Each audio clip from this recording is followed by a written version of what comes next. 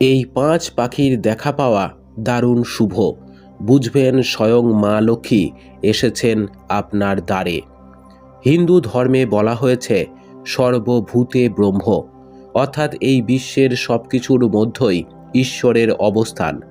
আজ আমরা আপনাদের জানাবো কোন কোন পাখিগুলিকে ঈশ্বরের দূত বলে মনে করা হয়। বিশেষ করে ৫টি পাখি হিন্দু ধর্মে অত্যন্ত শুভ বলে মনে করা হয়। এই পাখিগুলির দর্শন পেলে সৌভাগ্য লাভ হয়, আর্থিক সমৃদ্ধি ঘটে এবং জীবনে সুখ এবং শান্তির আগমন হয়। এই পাখিগুলি স্বয়ং মা লক্ষ্মীর বার্তা বহন করে বলে প্রচলিত ধারণা। জেনে নিন কোন কোন পাখির কথা এখানে বলা হয়েছে। টিয়া পাখি। হিন্দু ধর্মে টিয়া পাখি অত্যন্ত শুভ। টিয়া পাখি পাওয়া সৌভাগ্যের লক্ষণ বলে মনে করা হয়। এ কারণে অনেক বাড়িতে টিয়া পাখি পুষে রাখেন।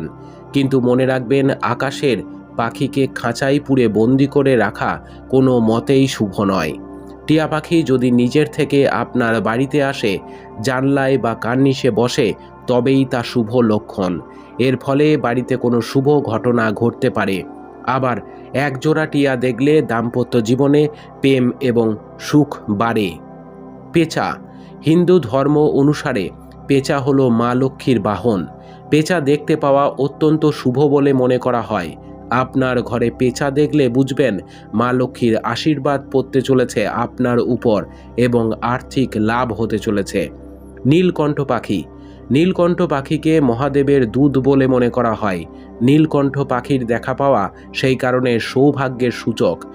নীলকণ্ঠ পাখির দেখা পাওয়ার অর্থ সম্পত্তি লাভ হতে চলেছে আপনার।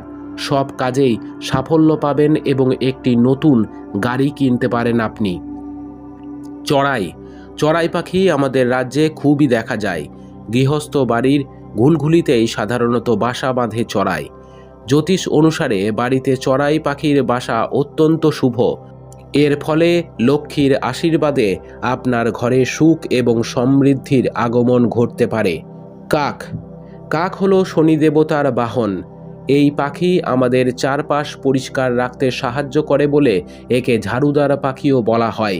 কিন্তু কাকের ডাক কর্কশ হওয়ার কারণে এই পাখিকে পছন্দ করেন না কেউ। বাড়িতে কাক আসলে বুঝবেন আপনার সম্মান এবং সম্পত্তি বৃদ্ধি পেতে চলেছে।